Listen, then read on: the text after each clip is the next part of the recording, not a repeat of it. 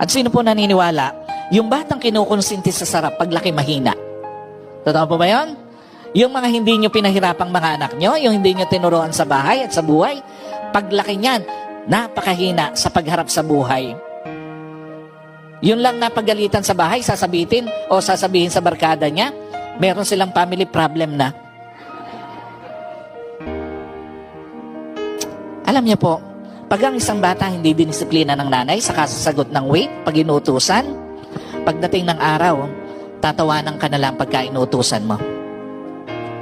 Pag ang isang bata hindi sinuheto ng nanay, sa pagsagot ng si mami naman, sa pagsagot ng ano ba naman yan? Balang araw paluluhain ka ng bato ng anak mo. Yung mga simpleng pagsagot-sagot nila ngayon, isang araw mas malalim yung dadalhin sa yung sakit ng kalooban.